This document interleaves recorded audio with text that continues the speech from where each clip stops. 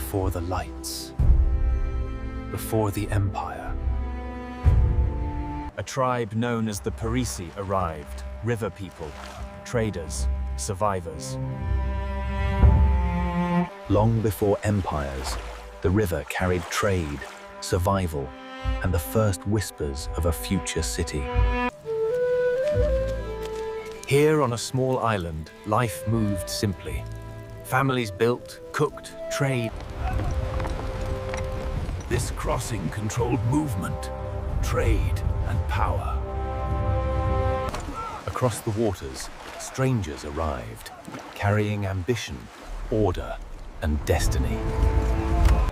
Trade replaced fear, and strangers slowly became neighbors.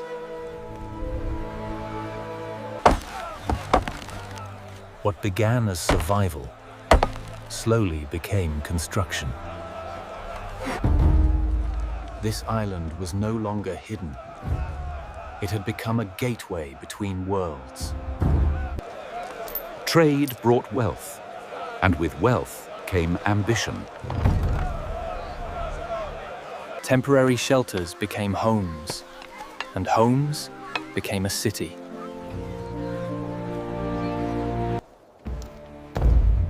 With growth came order, and with order came power. To protect prosperity, the people built their first defenses. Chaos turned into design. Paths became streets. From a quiet tribe beside a river, a city was born, Paris. Under Roman rule, the island changed forever. Rome brought order, roads that connected worlds. Luxury arrived, not just survival, but comfort. Entertainment became spectacle. Rome's culture echoed here. Faith spreads quietly, shaping hearts and the city's soul. Raids from the North Force walls. The city must survive. Norse raiders sail the Seine. Gold draws fire to the city. Hundreds defend bridges against thousands of Norsemen.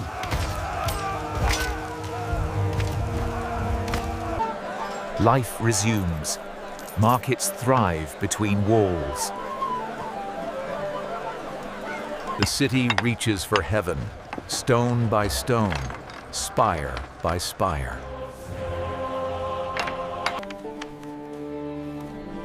Scholars gather. Knowledge flows through the Latin Quarter. King Philip II shapes Paris, paving streets and building fortresses. Paris grows rapidly. Streets fill with merchants, workers, and dreams. Power gathers in Paris. Kings turn the city into the heart of France. Beneath its greatness, unrest quietly begins to grow. The river gave life, and the settlement began to grow.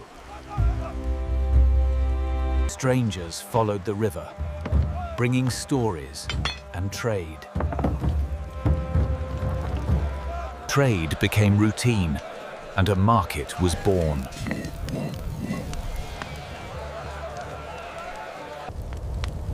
Around fire and shadow, identity began to form.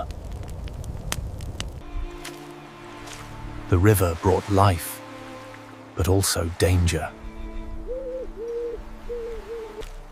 Protection became necessity. Survival required strength. Whoever controlled the crossing controlled the river.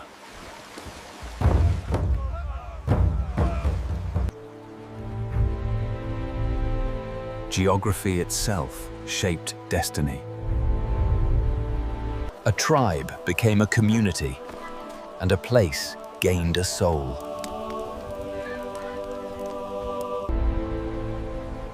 From a quiet island would rise one of Histriel's greatest cities. Beyond the horizon, a new power moved toward the river. Rome did not arrive quietly. It marched.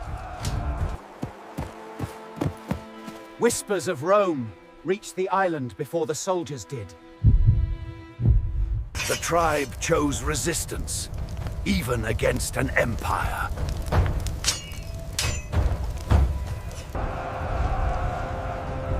At last, Rome stood before the river.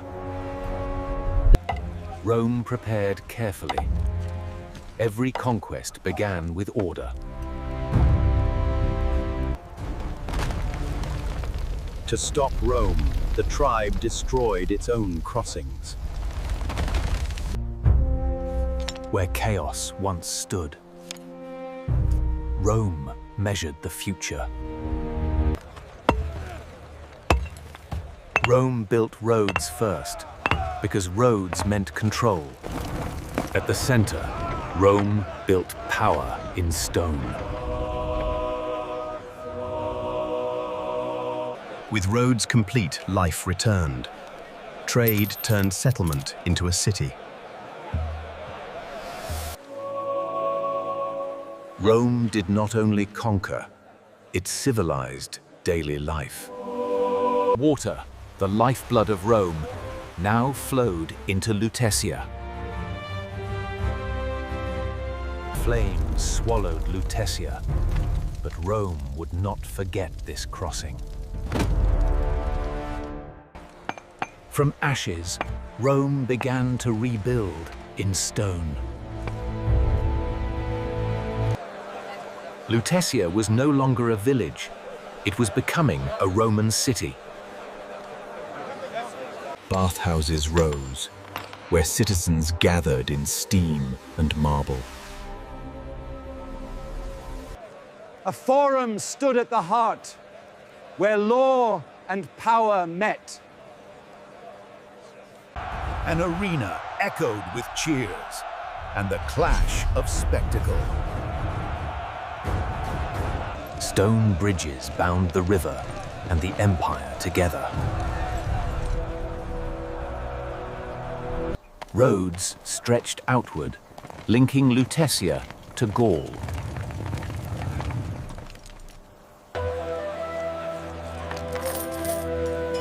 Trade flourished beneath Roman order.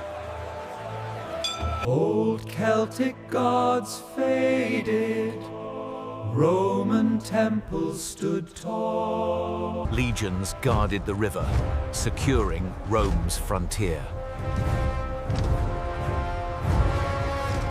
Celtic traditions blended with Roman ambition.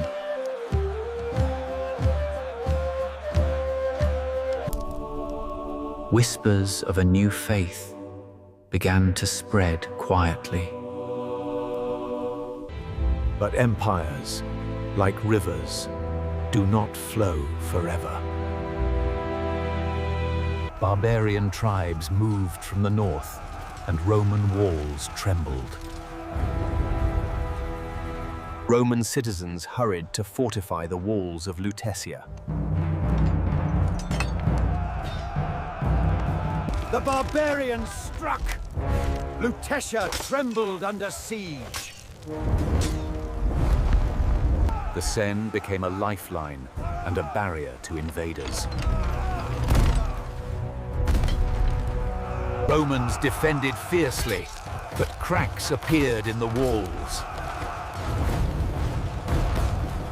Survivors fled to the island, the heart of Lutetia.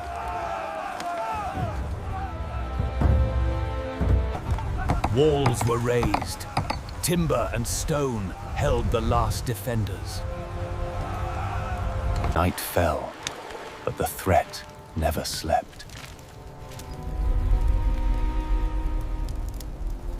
At first light, attackers struck, but the island held firm. The city survived, battered but unbroken. The Roman streets lay empty, echoes of a fallen empire. New settlers crossed the Seine, bringing hope and change. Lutetia slowly transformed. Timber and thatch replaced marble.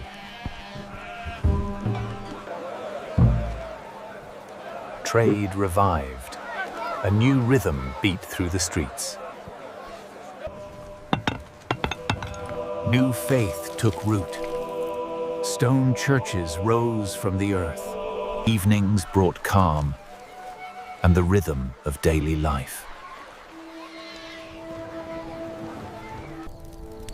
Night fell, and the island slept under watchful stars. Day began with prayers and the hum of village life. Craftsmen shaped wood and metalled, the beginnings of a thriving community. Afternoon brought community, and Lutetia began its slow journey to Paris. The island grew streets carved by merchants, pilgrims, and craftsmen. Markets flourished. Paris became a hub of trade and culture. Grand Stone rose. Notre Dame began to shape the skyline of Paris. The Seine carried goods and people, lifeblood of a growing city.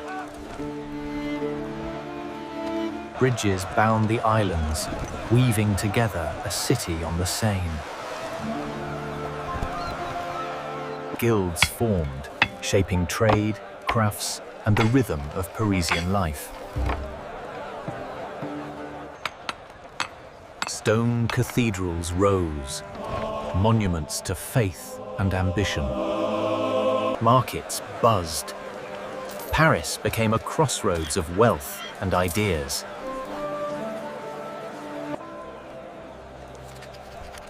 Scholars gathered Latin words, shaping medieval thought. Walls rose, protecting a city, becoming the heart of a kingdom. Paris stretched beyond its walls, streets alive with merchants and citizens. The Seine flowed with commerce, boats carrying goods and dreams alike. Cathedral spires pierced the sky, symbols of faith and civic pride.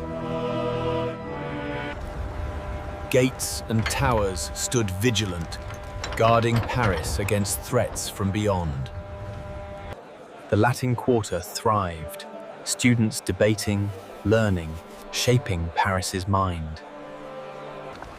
Vikings are no longer a rumor. Their longships appear on the Seine, and Paris braces. Walls rise quickly.